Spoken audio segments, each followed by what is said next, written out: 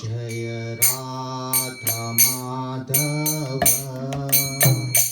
जय कुंज बिहारी जय राधा माधव जय कुंज बिहारी जय गोपी जन वल्लभ जय गिरिवरधारी जय गोपी जन वल्लभ जय गिरिवरधारी यशोदानंदन भज जनरंजन यशोदानंदन भज जनरंजन यशोदानंदन भज जनरंजन यशोदानंदन भज जनरंजन यशोदानंदन भज जनरंजन यशोदानंदन भज जनरंजन यशोदानंदन भज जनरंजन यशोदानंदन भज जनरंजन यमुना तीरा वनचारी यमुना तीरा वनचारी जय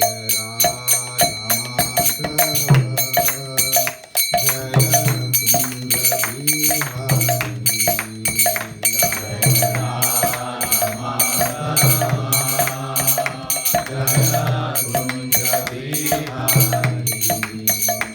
हरे कृष्णा कृष्णा कृष्णा हरे हरे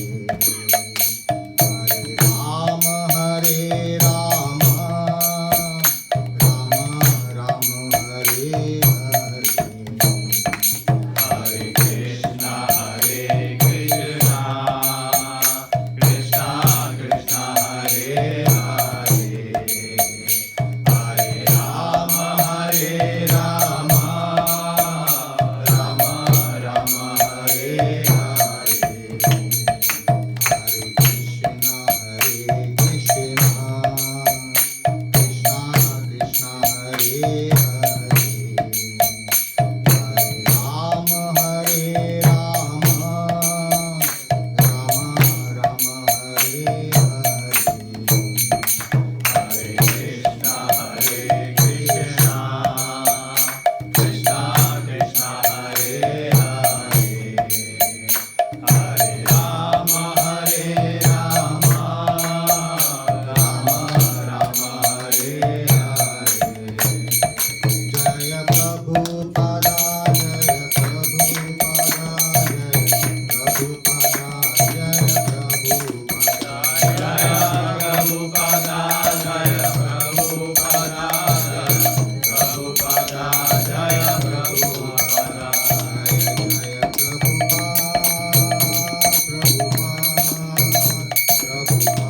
जय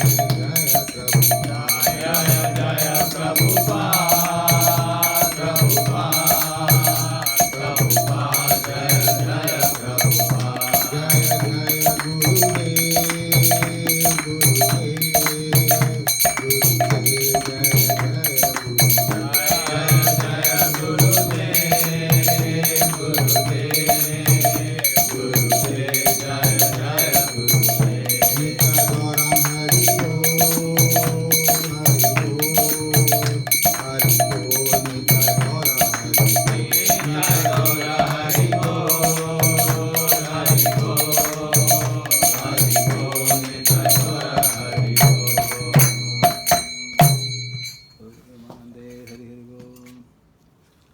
नमो विष्णुपदाय कृष्णप्रस्थाय भूतले श्रीमते भक्तिवेदांत स्वामिनिति नामिने नमस्ते सारस्वती देवे गौरवाणी प्रचारिणे निर्विशेषा शून्यवादी पाश्चात्य देशतारिणे जय श्री कृष्ण चैतन्य प्रभु नित्यानंद श्री अद्वैत गदाधर श्रीवासादि गौर भक्तवृंद Hare Krishna Krishna Krishna Hare Hare Hare Ram Ram Ram Hare Hare Hare Krishna please repeat after me ओम नमो भगवते वासुदेवाय वासुदेवाय Om Namo Bhagavate Vasudevaya.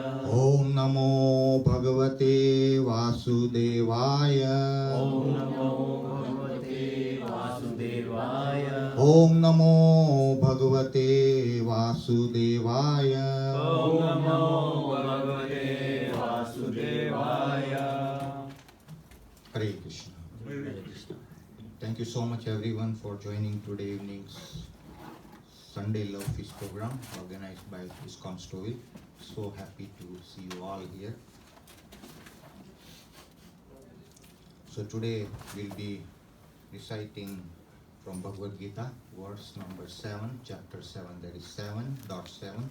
It's on page number 311 if you want to read Sanskrit, or 312 if you are reciting from English transliterations. Hope everyone has got the Bhagavad Gita. So please recite after me. Mattah parataram nanyat Taha parataram nanyat kinchit asti dhananjaya Kinchit asti Dhananjaya. mayi sarva midam proktam Mayi sarvamidam proktam. sutre mani gana iva Sutre manigana iva. mattah parataram nanyat Mattaha parataram nanyat kinchit asti dhananjaya Kinchit asti Dhananjaya. mayi sarvam idam protam Mayi sarvam idam protam sutre mani gana iva Sutre manigana eva mattah parataram nanyat Mattaha parataram nanyat kinchit asti dhananjaya Kinchit asti dhananjaya mayi sarvam idam protam Mayi sarvam idam protam sutre mani gana iva. Sutre manigana eva. Hare Krishna. So the two Matajis and two Prabhus, two Matajis can recite. Two Matajis can recite, then followed by Prabhus. Matta parataram nanyat kinchit asti dhananjaya mayi sarvam idam protam sutre mani gana iva. Mattah parataram nanyat Mattaha parataram kinchit asti dhananjaya Mayi mayi sarvam idam protam sutre mani gana iva. Two Prabhus. Matta param taram nanya. Parataram Mattah parataram nanyat Mattaha parataram nanyat Kinchit dasti Dhananjaya. kinchit asti dhananjaya Mayi sarvamidam proktam. mayi sarvam idam protam Sutre manigana iva. sutre mani gana iva. One more Prabhu. Seven. Mattaha parataram nanyat Mattah parataram nanyat Kinchit asti dhananjaya kinchit asti dhananjaya Mayi sarvam idam protam mayi sarvam idam proktam Sutre manigana eva sutre mani gana iva. Anyone would like to read translation?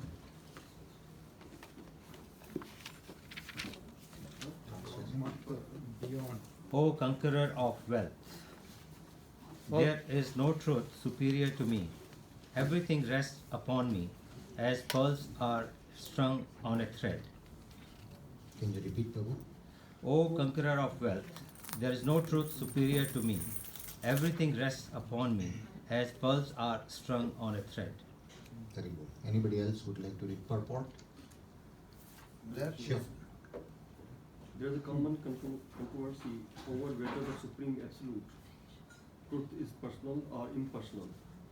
As far as Bhagavad Gita is concerned, the Absolute Truth is the personality of Godhead, Shri Krishna, and this is confirmed in every step.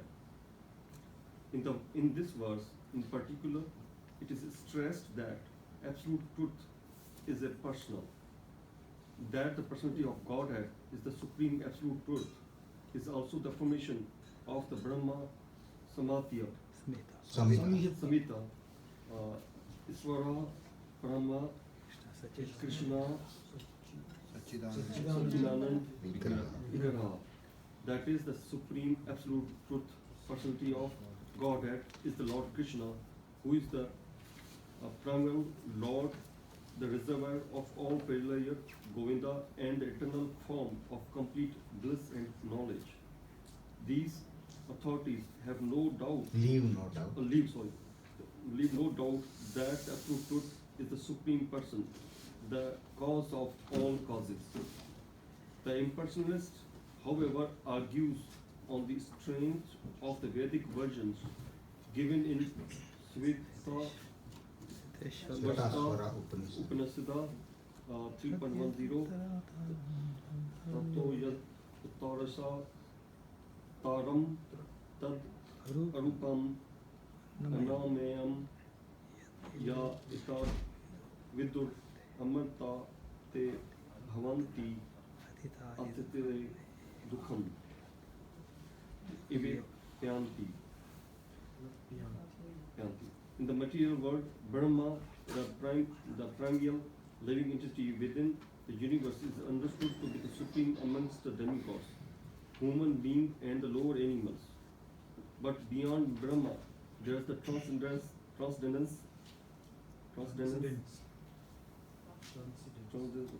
who has no material form and is free from all material contamination. Anyone who can know him also becomes transcendental, but those who do not know him suffer the miseries of the material world. The impersonalist puts more stress on the word arupam, but this arupam is not impersonal. It indicates the transcendental form of eternity, bliss, and knowledge as described in the Brahma Samhita quoted above. Other verses in the Svetaswara Upanishad 3.89 Upanishad substantive this as follows: Vedam etam purusham mahatam adyata varnam tamsa parasat tam eva vidyatati vidivati matyam eti nahya anah vidyati yayam ya yashmat param matparam asti kinchit yasman navyo no vijo siti kinchit vaksha eva stabadu devi stisti ekas tendam purnam purshana sarvam. I know the supreme personality of Godhead, who is transcendental to all material conceptions of darkness. Only he who knows him can transcend the bonds of birth and death. There is no way for liberation other than this knowledge of the Supreme Person. There is no truth superior to that Supreme Person, because he is the supermost. He is smaller than the smallest, and he is greater than the greatest. He is situated as a silent tree, and he illuminates the transcendental sky, and as a tree spreads its roots, he spreads his extensive energies. From these verses, one concludes that the Supreme Absolute Truth is the Supreme Personality of Godhead, who is all pervading by his multi-energies, both material and spiritual. Hari Bol. Thank you so much. Om Ajnanam Timirandasya Jnananjana Salakaya Chakshur Unmilitam Yena Tasmai Shri Gurave Namaha.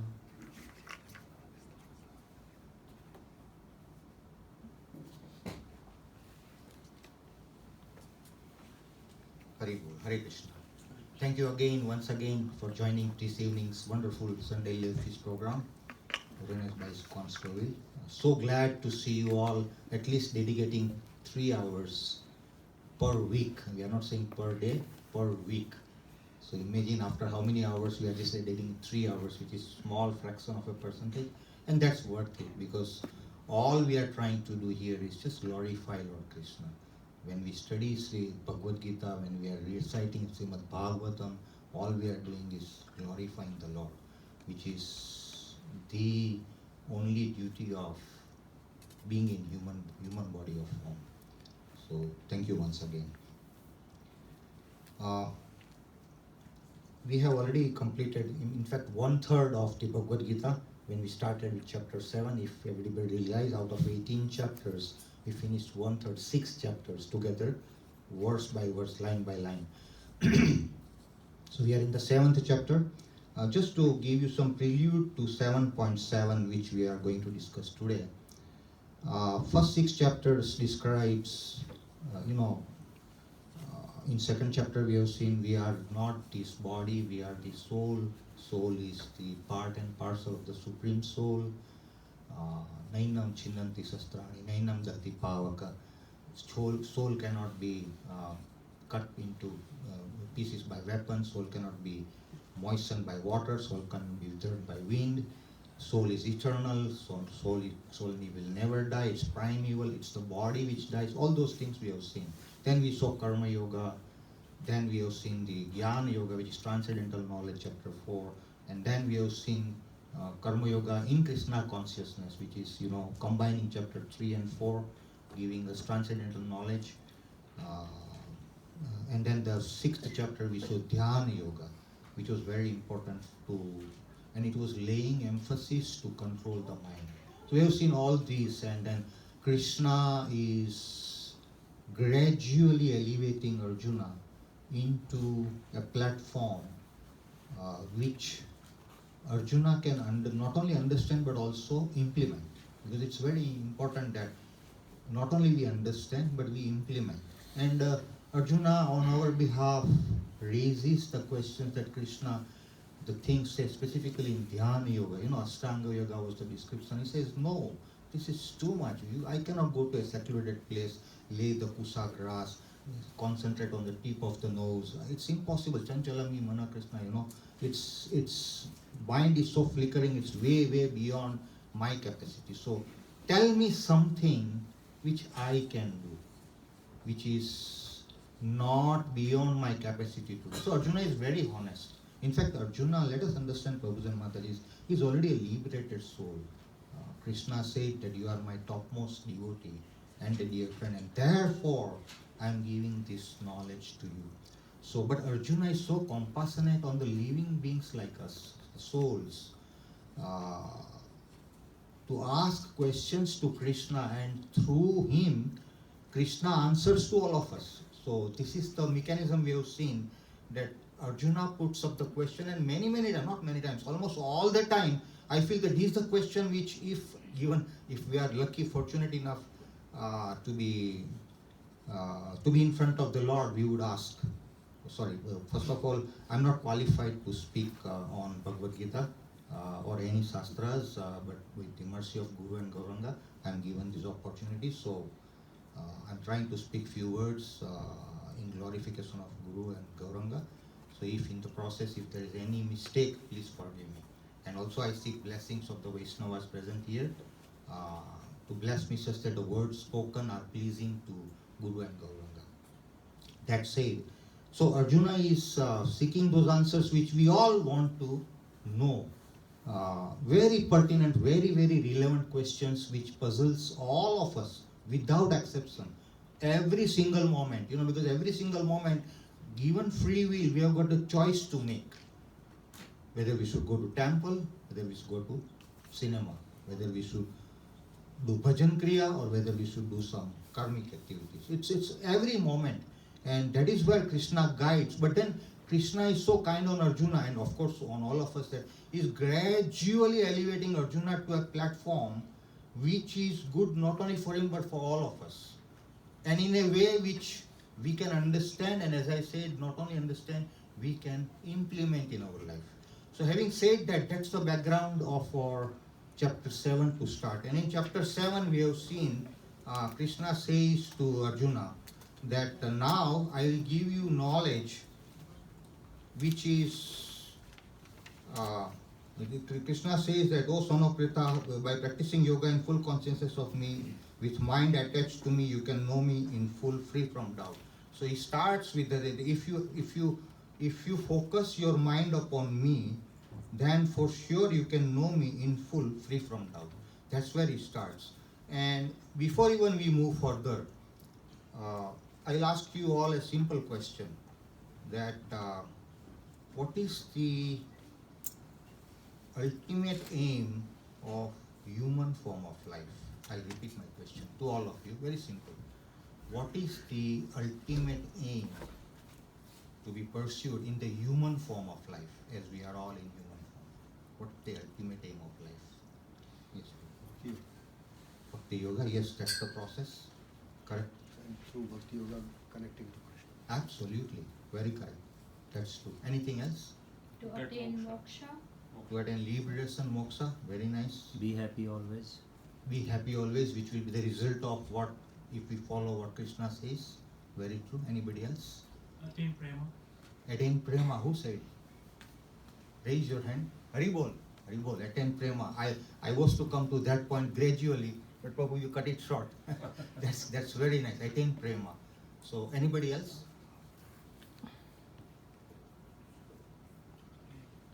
What is the ultimate aim of life in this human form of life? Surrender to Krishna. Wonderful, wonderful. So all these are good answers and very valid answers. Some says that it's the process we have to follow. Some says that it's the result which we get. Some says that how do we do, and the ultimate is what Aromal Prabhu said, to attain prema of God, Lord Krishna, to love Him unconditionally, to know how we can love Him unconditionally. And that's the point I was to drive all of you to that. Now, having said that okay, ultimate goal is to surrender and then to have liberation and to achieve the Krishna prema, I would ask you that you say, and then I will keep it very simple, that in this mundane world, we are all grahasthas here, where we are parents of teenagers, and nowadays we have seen, although we don't like it, but we have seen that sons and daughters would want to mingle with the partner, for 2, 3, 4 years before deciding whether they should go ahead in marriage. Is it correct or not, Prabhu? Or only I have observed? Correct. Very good. There are. So, if in giving the crude, gross example of this mundane world, where even if you want to associate with someone on a life partner relationship, they would want to know the person in and out, such that they finally say yay or nay in deciding whether they should accept the other person as a spouse, partner, we say Ardhangini. Mundane world. So what to speak of the spiritual world? If, as Prabhu says, that we want to achieve Krishna prema, it all falls upon us first to know the person, isn't it? How can you love someone without knowing? Does it make sense, Prabhu's Mataji's? How can we love someone without knowing?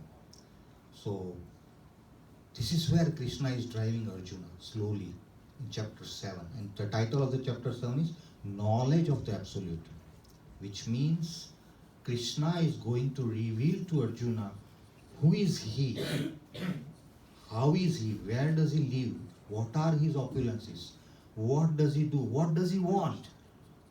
All those things he is gradually elevating Arjuna step by step. Having brought Arjuna up to chapter 6, Dhyana Yoga, and then now he says, now you know me in full. So that is where we saw that in the 7.1 Krishna says, fix your mind on me. Once you fix your mind on me, that is where you will come to know me. That's what he says in 7.1. 7.2 he says, I shall now declare unto you in full this knowledge, both phenomenal and luminous, This being known, nothing further shall remain for you to know. So Krishna is revealing himself. And again, when I say Krishna is revealing himself, Prabhu's and Mata, is one more secret I'll tell you. This is what I realized or I heard from my Siksha Gurus and all. It is, Krishna is inconceivable. Prabhupada keeps on saying, Krishna is inconceivable. What do we mean by inconceivable, Prabhu? What do we mean by inconceivable? Something someone you cannot understand. Very nice. Something we cannot understand. We have got a very tiny little brain, and then we have got 4 defects. We have got, and one of the defects is we have got imperfect senses. Apart from propensity to cheat, always under illusion, liable to commit mistakes, we have got imperfect senses. And this is not our fault, Prabhus and Matajis. We are born with these 4 defects. It's not our fault. We didn't select it because we are born with that. Let us accept that we have got those 4 defects. And one of the main defects is we have got imperfect senses. Senses includes mind. We have studied in chapter 2. Senses include mind. Imperfect. It's so tiny. The capacity for mind to understand something as high in value as Krishna is next to impossible. I wouldn't use the word impossible, next to impossible. It's very hard to know Krishna on our own. The point I was saying, on our own.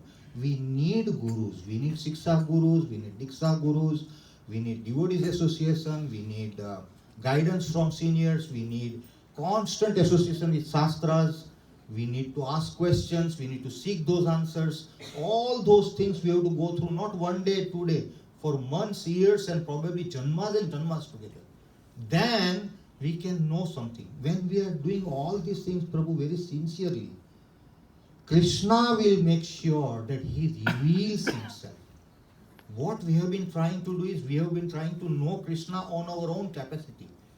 And yesterday only we were discussing that never depend on your own abilities on that count, because our abilities are limited and Krishna is unlimited. Prabhupada keeps on saying that Krishna is unlimited, infinite. We are finite, we are Anu, he is Vibhu. So how can we, with this tiny little brain, which is part of the senses, which is imperfect, understand the highest position of Krishna? It is simply, Prabhus and Mataji, impossible. We can try. Krishna says you must try. And that's why Krishna says in 7.1, fix your mind on me. Man mana bhava mad bhakto madhyajimam namastu. You must fix your mind, pay your homage to me, worship me. Then all these things done together for a long period of time, Krishna will shower mercy on that soul, that this soul is very sincere. And Radharani probably would recommend that Krishna shower your mercy on him. And then Krishna would reveal himself from inside. Krishna will give us intelligence. Later on we will study, in the Bhagavad Gita it says, Krishna gives us intelligence such that we can now know him or understand him. Otherwise we cannot understand him because our intelligence is limited. So Krishna reveals. That's the point I want to drive home.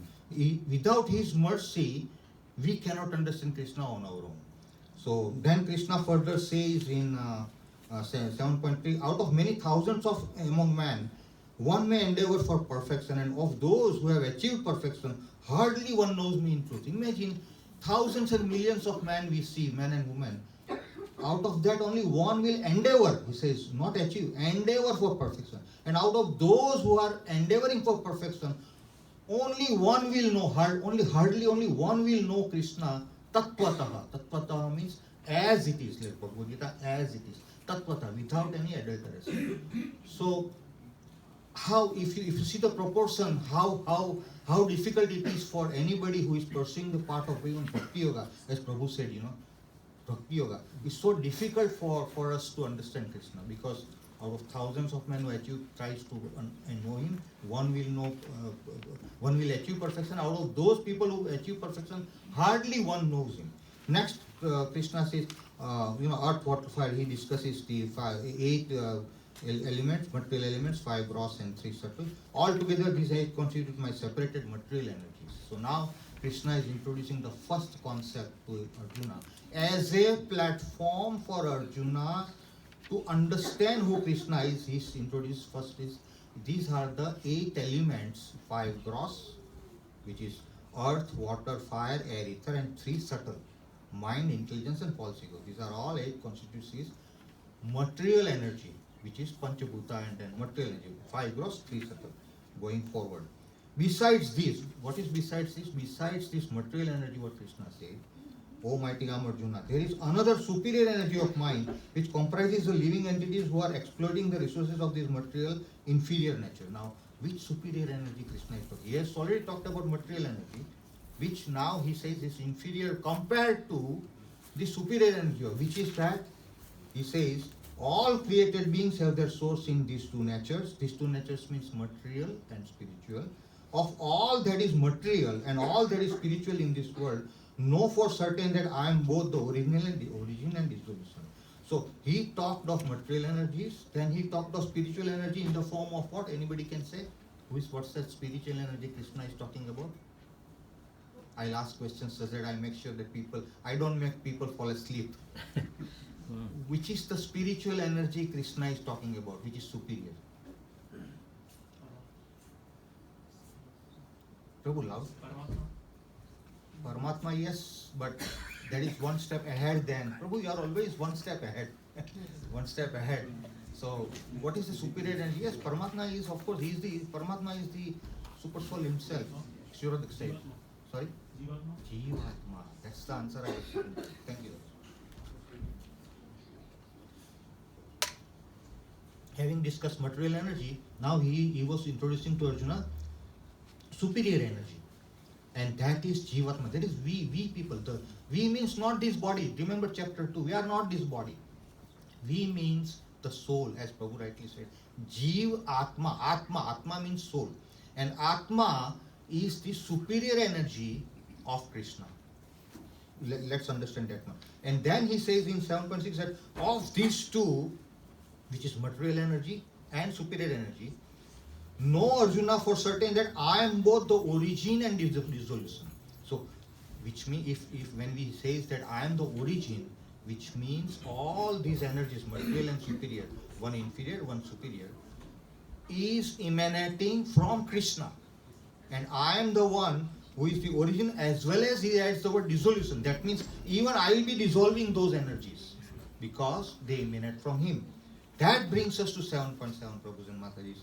There he says that, O conqueror of wealth, there is no truth superior to me.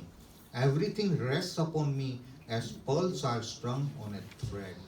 What a wonderful verse. In fact, Prabhus and Matajis, whenever we read this, every single verse of Bhagavad Gita is like an arrow, Straight away it shoots the target. And why it makes me say so is that the more you read individual slokas, the more you try to understand the meanings of it, the more depth you will find to go further. Which means it is not the case that, okay, we have understood, Atma is a superior energy and then Paramatma is connected and that's it. No. It will drive you deep down, like it's a depthless ocean. The more you try to understand, the more it will pull you inside. And the better will be your understanding, because you will achieve what Krishna wants Arjuna to achieve, and through Arjuna to all of us. And that is what will make us happy. That now we are going to know what Krishna wants us to know. But through the medium of Krishna, through the medium of Prabhu Prabhu said, Bhakti Yoga. Because without Bhakti Yoga, we have studied those Karma Yoga, again they fall short of worshipping Krishna. Jnana Yoga, the Jnanis, the transcendentalists always will merge in Brahman, Brahma effulgence. We have seen that Brahmeti, Paramatmeti, Bhagavaneti. Brahman is the first stage of realization, which is impersonal Brahman, effulgence of Krishna, what we say. Paramatmeti is what Prabhu said, Shirodak Sai Vishnu, who is seated in everyone's heart, in each and every atom. And then Bhagavaneti is what, as Prabhu said, through Bhakti Yoga we can achieve Bhagavan. So, Jnanis will fall short of. So, it is only through the process of Bhakti which will lead us to know Krishna in full. And when we are constantly practicing this Bhakti Yoga, as I said earlier, Krishna will reveal himself such that we understand who is Krishna. So now let's go into depth of this particular sloka.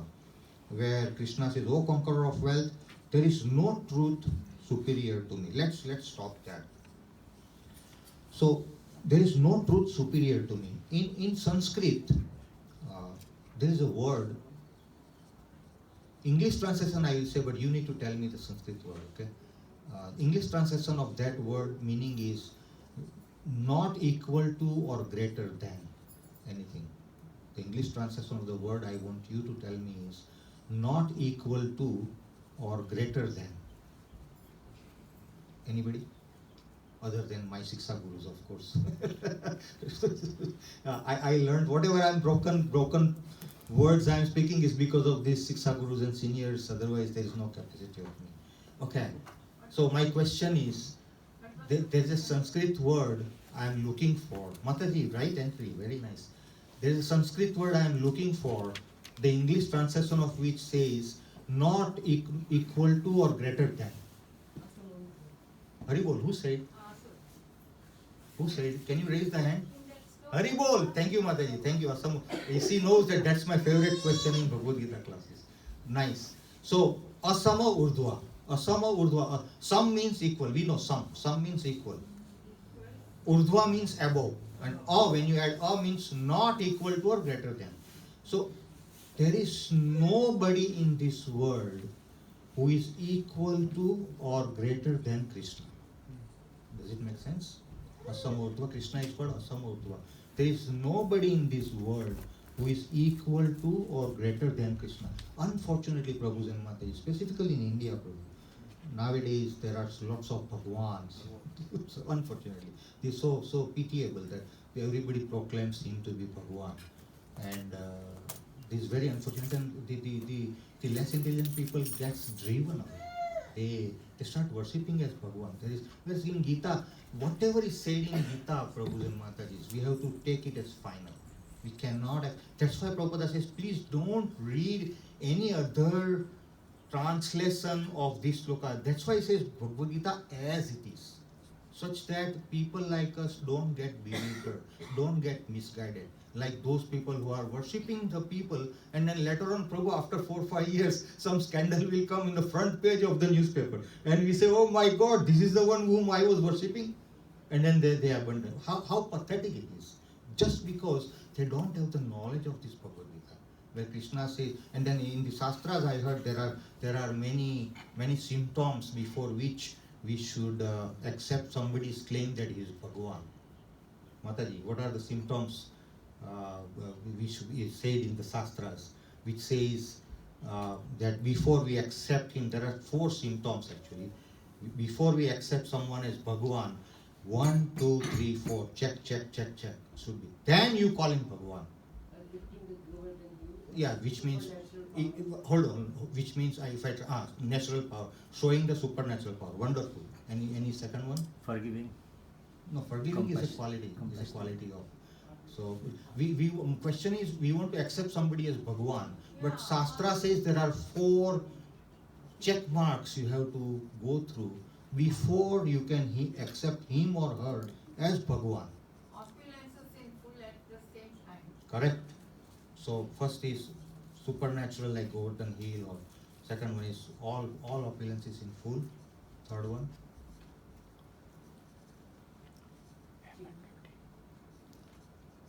Sarvavyapi. Sarvavyapi is a quality. Anyway, I'll say he or she should be mentioned in the Shastras. Say Kalki Avatar. We are 5,000 years into Kali Yuga, which is made up of how much? How many years, Mataji? Kali Yuga made up of? Sorry, I want to make sure that I don't make you sleep, Haribol. All of a sudden the question will come. So how many years we have got in Kali Yuga? Sorry, anybody? Total. 432. Haribol, who said? Mataji. Mataji, allow the chance. Okay, 4. Wonderful. Thank you, Mataji. 430,000. We have already cleared 5,000 years. And which means 427,000 years left from today. Really? Some odd, yeah, 427,000 years. If we at the end of 5,000 years we see this many quarrels, hypocrisy, bureaucracy, politics, all bad qualities in or around us, what will happen at the end of, imagine. So that's why Prabhupada says this is the last bus. Please catch it. Prabhupada says many times in his class, this is the last bus. After 10,000 years, as Prabhu says, there won't be any Hare Krishna Mahamantra. There won't be any Hare Krishna, and if there is no Hare Krishna Mahamantra, imagine the life without Hare Krishna Mahamantra. At least we can understand now. We have brought ourselves to a platform where we can understand the importance of chanting Hare Krishna Mahamantra. After 10,000 years, it is said that, Prabhupada said, there will not be any Hare Krishna Mahamantra, which is the savior of people like us. So what to speak of 427,000 years? It is said, sorry to say, but I am speaking Shastras. In purpose of Bhagavatam, Prabhupada said that Kalki Avatar will, the Kali Yuga will proceed to such a bad state. Of course, the earth will swallow all the grains. We know that whenever there is too much atrocities on earth, earth will swallow grains, milk, sugar, nothing. A day will come when man will eat man, or offsprings. Man will eat the offsprings. I'm not saying Prabhu, I'm sorry to say, it's this, isn't it Prabhu? It's the Bhagavatam Prabhupada has said in the purport. In Kali Yuga, down the road, when earth has completely swallowed all the grains because of so much sin committing, man will eat, will be forced to eat offsprings. Imagine, and then we have seen that our forefathers used to live 110 years, then 100, now it's 90, now even 80 is a bonus life, right? So the age is going down as the period in Kali Yuga progresses. The height is going down. We have seen some skeletons of the old 16 feet long. We are hardly 6 feet long. If it is 6.5 feet, they come in the Ganesh books of record, isn't it probably? And this is like 16. So this thing will go down, the age is going down, the height will go down, and moral will go down. So moral will go down because of these forces. So anyways, so it's so vital for us to know that we don't have time. So coming back to the point that Krishna says there is nothing superior to me. So what does he mean to say? Prabhupada tries to say, he quotes Brahma Samhita, he says, Ishvara Parama Krishna Sachidananda Vigraha. Brahma Samhita, Lord Brahma says, Ishvara means, anybody saying, what is Ishvara? What's the meaning of Ishvara? Sorry? Shiva is a Vaishnava Nam Yatha Sambhu. He is one of the topmost Vaishnavas. But Ishvara, even Shiva is controlled, Prabhu. Ishvara means Supreme Lord Krishna. Supreme Lord Krishna, Prabhu said nicely. Ishvara means the supreme controller. Ishvara means those who have got full opulence. Opulence is in full. That is Ishvara, supreme enjoyer, supreme proprietor, and supreme controller. Ishvara Parama Krishna. Anybody telling me the meaning Parama? Ultimate, supreme, absolutely highest, beyond which there is nothing, Parama, Krishna, all attractive. Ishvara Parama Krishna, which means Krishna is the Ishvara, supreme controller, but Parama, supreme controller, not the Shiva is controller, is in the mode of ignorance, we know, is controller of annihilation. But Krishna is the supreme controller. Sat Chidananda Vigraha. Sat, anybody knows what is Sat? Ultimate truth. Eternity, not eternity. Sat is eternity. Chit, anybody tell me? Chit? Knowledge. Who said it? Yes. Nice, knowledge. Ananda. Bliss. Haribol. Not happiness, Prabhu. This is the kind. Bliss. Happiness has got Adhyatavanta Kaunteya, Nate Suram Tebudu.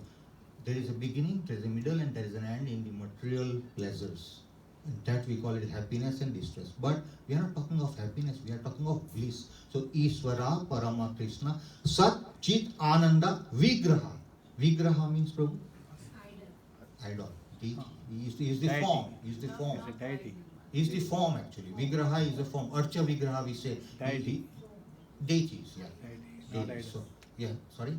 Not idol, it's a deity. Deity. So Ishvara, Parama Krishna, Sachidananda, Vigraha. So Vigraha is the form.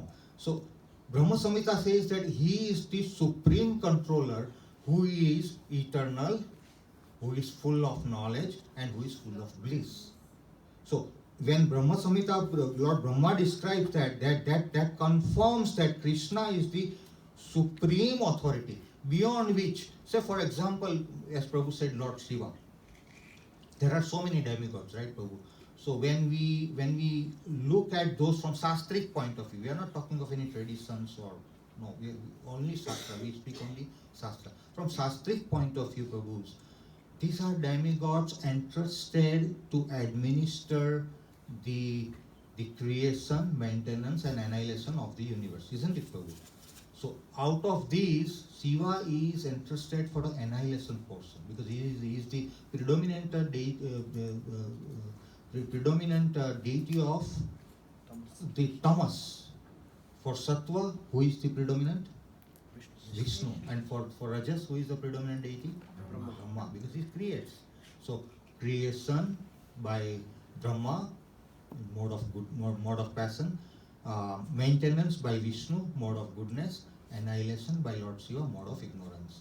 So these are the demigods who are entrusted with specific powers by who?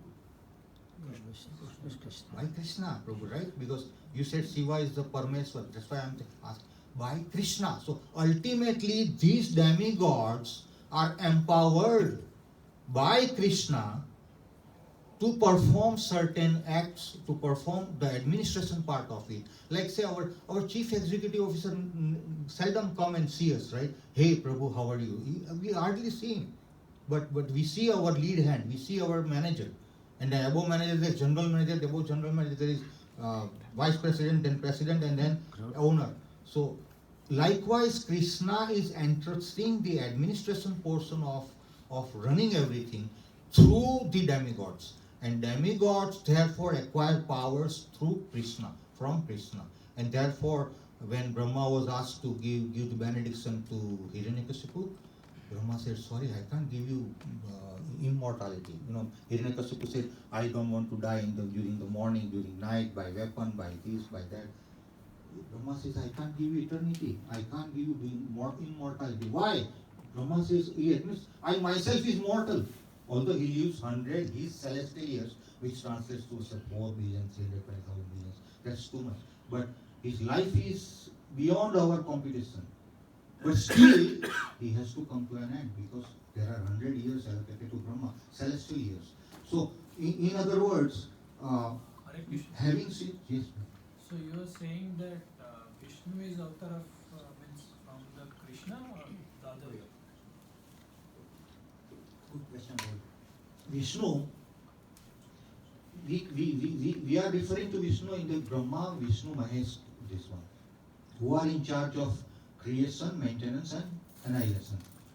But Vishnu is an expansion of Krishna himself. So they are all tattvata the same. He's an expansion. So Krishna expands into Balarama, then Balarama to Chaturvya, first Chaturvya to Narayana to second Chaturvya, and from the second Chaturvya comes in the Sankarsana is expanding into Mahavishnu. Then he expands into Garbhodakshay Vishnu, then he expands into Kshirodakshay Vishnu. So these are the Vishnu incarnations, expansions of who? Origin is Krishna. Ishvara Parama Krishna Sachidananda Vigraha Anadir Adir Govinda Sarva Karana Karan Anadir Adir. In the same Brahma Samhita, it says Anadir Adir. Adir means what? Adir means what, Prabhu? Before. No. Beginning. Yeah. Adir is the origin. And Anadir means for him there is no origin. So Krishna, he is the source of everything we see here, material and spiritual. I need 1 hour more, Prabhu. Sorry. Krishna is the source of everything. But he doesn't have any source. So Anadir, Adir, Govinda. So Krishna is the source of everything. We people, material energy, spiritual energy, the marginal energy, we fall in the marginal energy because our soul is eternal, Satyananda Vigraha, which is the spiritual, but our body, which is engaging the soul, is material. So we are marginal energy. Jivatma is marginal energy. So to the point to drive home, is that Krishna, beyond Krishna there is nothing. He is Anadir. Krishna doesn't have any origin. Krishna doesn't have any beginning. He is beginningless. He is Ajanma. We call him Ajanma, unborn.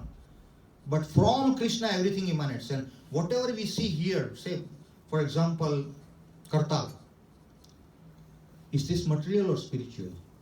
Material. Material.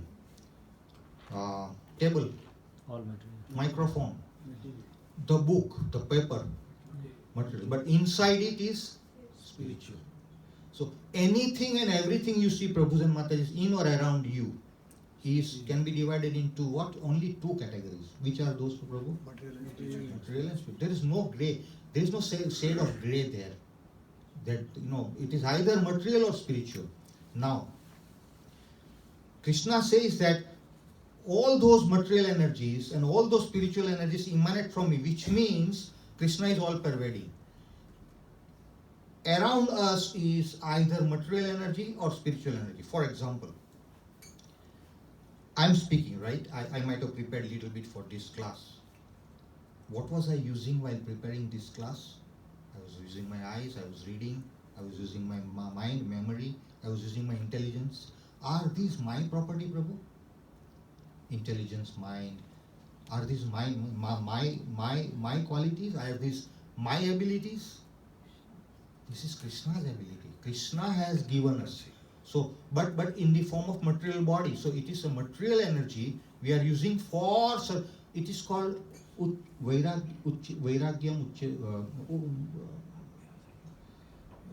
That Vairagyam Uchyate. What is that word? Abhyasa yoga. No.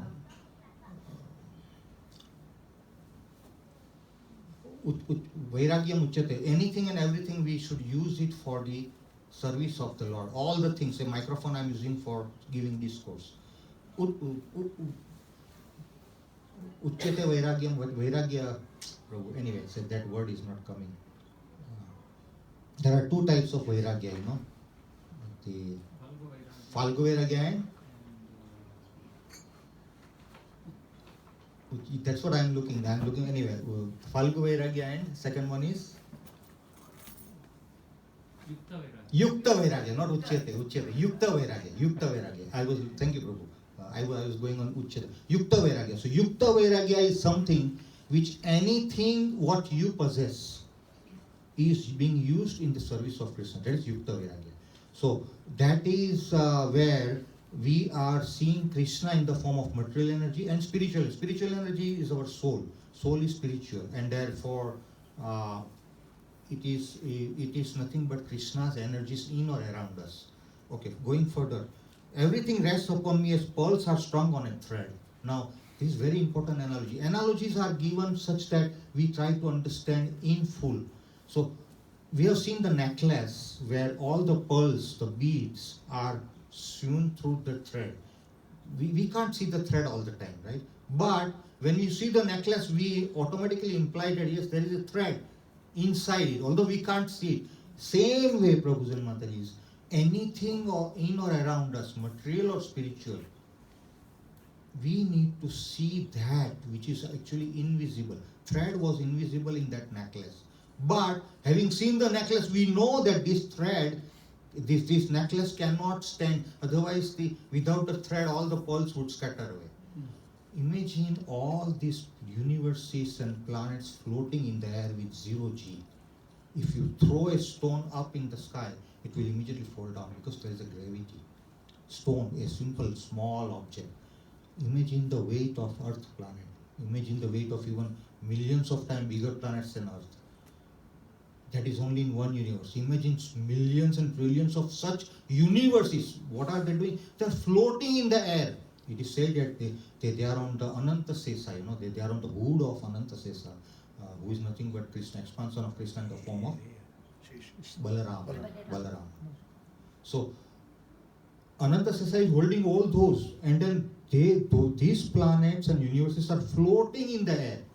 How is it possible that a stone, when we throw it, comes down? And such a huge universe, not one, trillions and gazillions of universes are simply floating in the air, and it doesn't stop there, Prabhu Mataji. They are floating with multi-microsecond accuracy.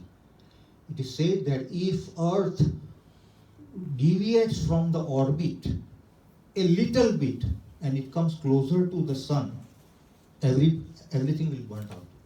And it is said that if it deviates little away from sun, we will all be frozen.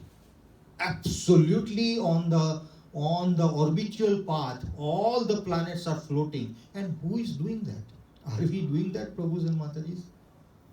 Does it make any sense that howsoever automate you may say Tesla, the car manufacturer, maximum automation we have seen in the videos, but still machine cannot work on its own. There has to be a human brain. There has to be somebody who is pressing the switch. There has to be somebody who is looking after the machine breakdowns. We have all seen in factory how it works.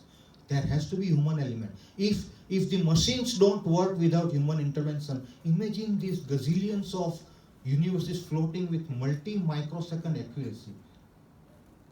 Does it make sense for us to say that it's just doing on its own? We have got to believe, and Prabhupada argues with those philanthropists and scientists on the same ground that there has to be somebody behind this, and that is nothing but Krishna. And that is what Krishna says, that you need to see the thread, the invisible material and spiritual energy working in everything what you see in or around you. That is Krishna. Say our relationships, or say if you introspect, hindsight, whatever is happening in our lifetime, for example, if you connect the dots, you will find that there is Krishna's hand. After 10 years, you will realize that, oh, if I would not have come to Canada, this would have happened to me. If I would not have done this would have happened to me. Reviewing in the hindsight, that is Krishna. That is where Krishna is always, he is Shrudam Sarva Bhutanam, Gyatma Amam Sati Muchati. He is the ultimate well-wisher of every human being. And therefore, in hindsight, we should be able to see that there is Krishna's hand through his material energy as well as spiritual energy for uplifting of jivas like us.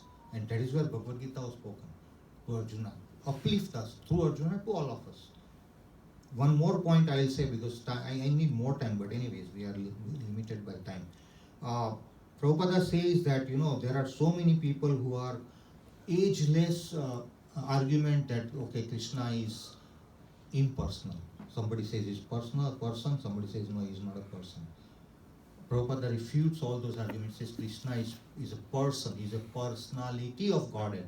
Because Brahma Samhita says Isvara Parama Krishna Satchidananda Vigraha. He is the personification of Sat, Chit and Ananda. And he has got a spiritual form, just like us. He has got a spiritual form. And therefore, we must believe that Krishna is a person and not impersonal. Not impersonal like Brahman realization. Age-old question is that who is Krishna? We haven't seen Krishna. How is he? Where is he living? What does he do? Age-old questions. People ask, I haven't seen Krishna. Have you seen Krishna, Prabhu? No, right? We haven't seen Krishna. So how can we believe that Krishna is existing? So I have got 3-4 episodes, but I'll just tell one episode and then I'll end here. Even not only us, but also the demigods are bewildered. The sages, the supreme sages are getting bewildered as to who is Krishna, who is the supreme personality of Godhead. The sages are bewildered. So it happened once that the demigods and the sages were trying to decide who is supreme. So they shortlisted that, okay, all the demigods said, we are not the supreme personality of Godhead. Sages said, we are not. So they shortlisted, okay, it could be either Brahma, Vishnu or Mahesh. So let's test. Let's try to find out. So they appointed, as demigods appointed the Bhrigu Maharaj, Bhrigu Rishi. He is an exalted Muni, he is an exalted Rishi. Bhrigu Rishi, to find out who is the supreme. So Bhrigu Muni says, okay, I'll try to find out. So he approaches first Brahma, and Brahma is Bhrigu Muni's father. So he approaches Brahma. But in our culture, when the son or daughter approaches parents, first is that they offer respects, obeisances. First is that's our Indian or any Hindu culture. And one should, whichever culture, we have to be respectful to our parents. So Bhrigu Rishi goes to Brahma and intentionally, because he wanted to test, intentionally he doesn't offer respects. He doesn't bow down, stands still. And Brahma got angry. My son is coming and even he is not respecting. But Brahma is exalted personality. He is the Visarga's, secondary creator. The first person born out of the navel of Garbhodaksa Vishnu on the lotus stem. So Brahma controlled his anger. But Bhrigu Muni realized, because Bhrigu Muni wanted to taste, and then Bhrigu Muni was keenly observing Brahma's reactions. His eyes turned red, but he controlled his anger. And Bhrigu Muni says he cannot be the supreme because I saw anger. And then he of course apologizes, he pays respects, goes away. Comes to Shiva. So Bhrigu Muni, without knocking the door, he enters where Shiva was with Parvati. Courtesy says you knock the door, and then you enter. He, without knocking, straight goes in. Shiva is zapped, but Shiva welcomed Bhrigu Maharaj, Bhrigu Rishi, welcomed. Very, very nicely welcomed without showing any repercussions. So Bhrigu Rishi says, oh, I failed in my first test. I wanted him to get angry or to know, but then he says, no, I should not stop here. I will go further. So now he goes for the second test. And in second test, now Lord Shiva, having seen Bhrigu Rishi inside his area where he was with Parvati, he immediately stands up and he wants to embrace Bhrigu Maharaj. And this is the second test Bhrigu Rishi deploys. He says, no, you have got snakes in your neck. Your whole body is smeared with ashes from the crematorium. You look ugly and dirty. I can't embrace you. Keeps away. Intentionally. This point in time, Shiva's eyes turned red. But as exalted as Brahma is, Shiva controls his anger. But Bhrigu Muni was keenly observing. And then of course Bhrigu Muni apologizes, but he says internally, he cannot be the supreme because he got angry, although not depicted. Okay, now he goes to Vishnu. So when he goes there, Lakshmi Mataji was Pada Sevanam, was serving the lotus feet of Vishnu. Vishnu was sleeping, eyes closed on the Ananta Sesa. What Bhrigu does, Bhrigu goes straight to Vishnu and kicks his chest with his leg, kicks Vishnu's chest with his leg, straight, without any, and then Lord Vishnu opens the eyes, immediately stands up, sees Bhrigu Rishi there, immediately stands up, holds his feet. Is your feet hurt? My chest is so hard, I cannot make it soft. It's so hard. Is it? And then he starts massaging. That, are you hurt? I can't make my chest softer, but it is so hard that your leg might have been hurt. And he starts massaging, not only massaging, he is giving respects and he is trying to embrace Bhrigu Maharaj, that are you hurt sincerely? Bhrigu Maharaj says, here is the one whom I was looking for. He must be the supreme, because he reacted in a way where he showed compassion even to me, because who will tolerate the kick on the chest straight away? But immediately he opens his eyes and starts massaging. My chest is so hard for your soft feet. Are you hurt? And he says, okay. Then he offers his obeisances. But Lakshmi Mataji was doing Pada Sevanam. Which wife in this world, don't forget this word, even if this, and we are talking about the spiritual world, will tolerate her husband's chest being kicked by somebody intruder? Bhrigu Rishi was intensely intruder, and all of a sudden he kicks the chest of Brahma. Which wife will tolerate? Lord Vishnu tolerated, and in fact he was massaging the feet. Wife Lakshmi Devi did not tolerate. Lakshmi Devi immediately cursed Bhrigu Maharaj. Bhrigu Maharaj is from Brahmana community, exalted sage. Immediately cursed that in your community, I will never ever stay there. Which means all the Brahmanas we see always poor. because it is curse of Lakshmi Devi, that I will never ever stay in a place where all your community see the word used, which is Brahmana, and Brahmana since that day we always see majority poor because it is Lakshmi's curse. But anyway, to cut it short, and there are two, three more episodes, but we don't. Next time, Prabhu, give me 2 hours. Okay? Prabhu, I want to glorify Krishna through Bhagavatam, but anyway, we can't. I'm just kidding. Prabhuji, I have a question. Please, please.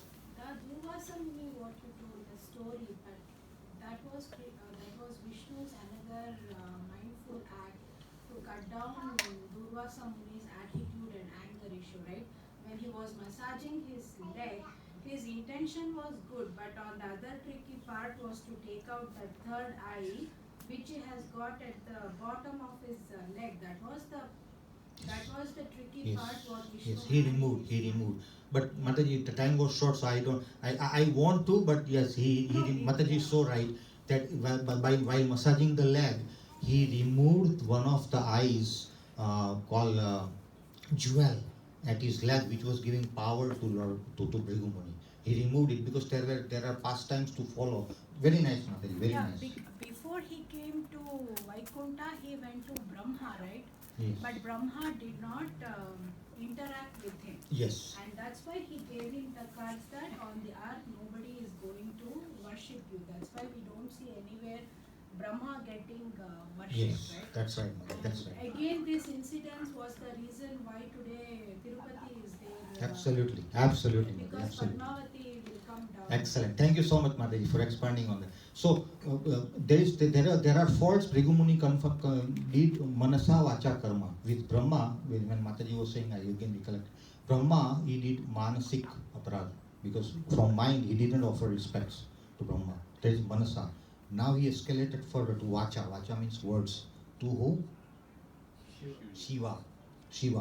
He said, oh no, I can't embrace you. You are dirty. Words. So manasa vacha. And with Vishnu karma, kicking the chest straight away. That's an act which is even higher than the vacha and manasa. But Vishnu tolerated. In fact, Vishnu started massaging. But then, of course, there are so many pastimes like this. But we are running short of time. I will thank you so much for tolerating my broken words. If there is any mistakes I have done, please forgive me. And I will open for questions, quick questions if you have, or comments or corrections. 4 characters, 4 check marks. Which one is 4th one? So the first one is, the fourth is the opulence in full. Yeah, opulence in full. Supernatural powers. Shastras. And, must be mentioned in Shastras. And the fourth is the marks on his body. So on the sole of the lotus feet of the Lord Krishna, there are God, this elephant, this thing, the flag, and all the marks on his body, or on his chest there is a Srivatsa. How many marks are there on There are so many marks. So there are 4. Well, Prabhu, congratulations, you are really listening because I intentionally omitted the 4th one and you are picking it up. Perfect, Prabhu. So that's the 4th one. There has to be marks. So without these 4, all the 4 should be checked. And if all the 4 are present, which will be impossible, but Asama Urdhva. There is nobody equal to or greater than Krishna. So all these 4, Krishna did supernatural powers, showed, exhibited by lifting. Left hand is generally the weak for the righty. And that too, pinky finger is one of the weakest of the 5 fingers. And he lifted Govardhana hill 7 days, 7 nights to save the Brajajana. So supernatural powers. So number 2 is mentioned in the Shastras. In fact, Chaitanya Mahaprabhu and all is mentioned in the Shastras. In even Kalki Avatar, I was to say, Kalki is mentioned that at the end of 427,000 now, Kalki will incarnate on a horse, and the name of the village is given in Bhagavatam.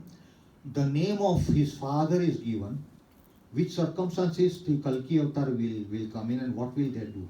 With a sword, he just annihilate everyone on the horse. So these all mentioned in the Shastras. Number 2, supernatural Shastras.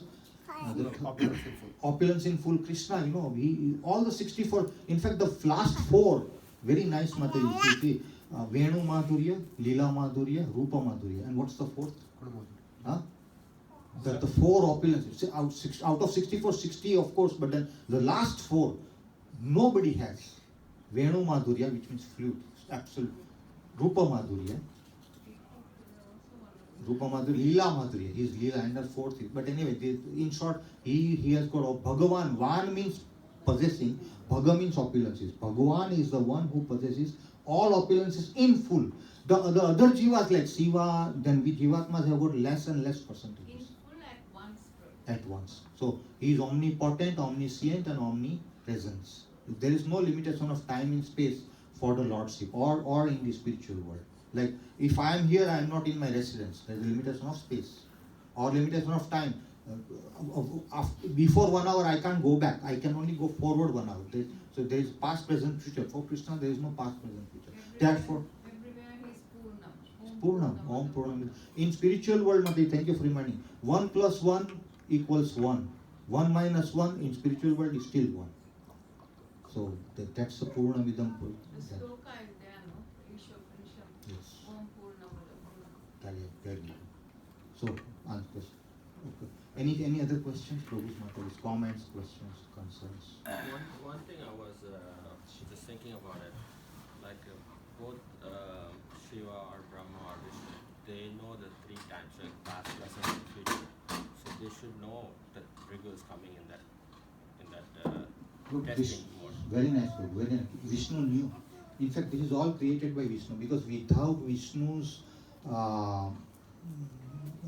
encouragement, the demigods wouldn't think to decide who is supreme.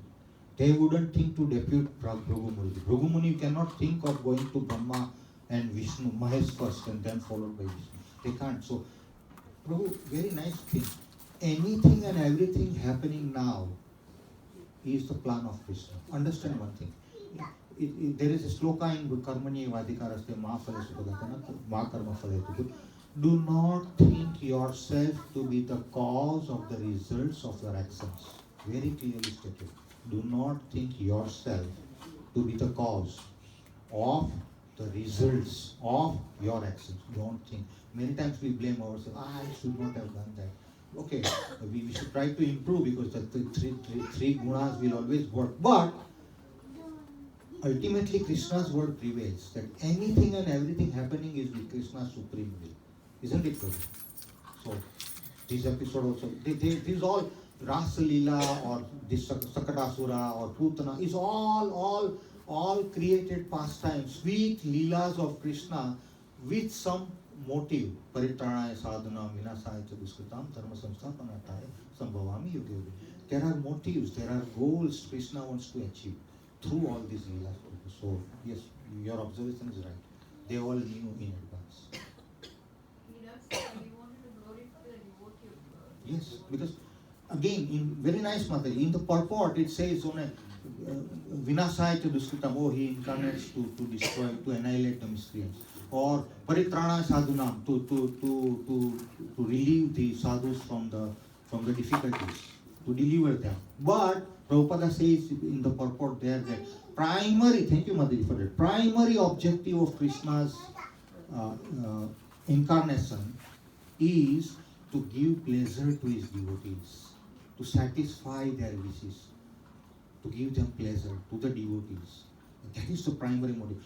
Krishna with, imagine Prabhu's, with a turn of eyebrow, just turn of eyebrow, or even not even turn of eyebrow, just a mental thought, and he can destroy everything. He don't need to come here, he don't need to kill Aghasura, he don't need to take away the prana of Putana himself. He don't need to do that. Just by his sankalpa, everything is created and annihilated by sankalpa, right? So he is equally capable of destroying just by sankalpa. While keeping the eyes closed on the Ananta Sesa, he can do everything. But why is he doing all this? To give us the examples that I am such a beautiful personality, such that we can start loving him. I am so compassionate that even Jagai and Madai in the form of Nityananda Prabhu is coming now. No, we will hear the drama and all. He says that, he delivers Jagai and Madai. As sinful as Jagai and Madai, he delivers. He's that compassionate. All these pastimes he is enacting for us to understand that he is a supreme compassionate person. And as Paripurna Prabhu, I heard from him many times that he is a shameless friend. Right, Prabhu? Prabhu said many times, he is a shameless friend. And what does he mean by that? I asked him. He says that A friend, when you don't give him attention, the friend will say, what? This is not the behavior I expect from this gentleman. Second time also it happens, then the friend will start deviating. Okay, he will start reciprocal. Okay, I will also ignore you. You ignore me, I ignore you. Isn't it? Krishna, Paripurna Prabhu says, is a shameless friend. Shameless and very nice, very correct. Shameless friend in which way? That we, because Prabhupada says that there are two birds on the tree, the Paramatma and Jivatma, the soul and super soul in our heart. The super soul is always watching the soul doing everything on the branch of the tree. So soul is trying to eat all the fruits, super soul is watching. But super soul's wish is that, turn to me. He always wishes that, okay, look at me. Super soul is always willing to take us back. He is Aham Bija Pradapita. So Krishna is always willing to take us back home, back to Godhead.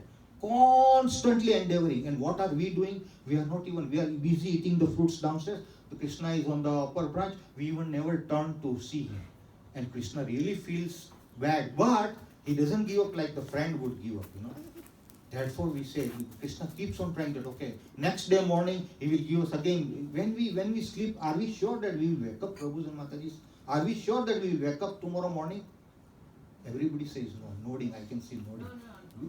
Impossible. When we sleep, we don't know that tomorrow morning we will see. But every day morning when we see, we should be thankful to Krishna that you gave me one more day to chant your name, to glorify you, to do bhakti, and to ultimately go back home, back to God. These days and months and years are given by Krishna only for the purpose of taking us back home. And therefore he is so right in saying he is a shameless friend. Next moment, what will happen? We don't know what to talk about next morning. Exactly. He's a shameless friend, and I so love that phrase, shameless friend, because he is so compassionate to take us back. Anyway, any other questions and concerns? They can ask while having prashad. Okay, thank you so much, Prabhu. Vancha kalpatarubhyascha kripa sindhubhyo च पतितानां पावनेभ्यो वैष्णवेभ्यो नमो नमः। अनंत कोटि वैष्णव बिंदु की जय, श्रीला प्रभुपाद की जय, ग्रंथराज श्रीमद् भगवद गीता की जय, निताय गौर प्रेमानंदे हरि हरि। हरे कृष्ण।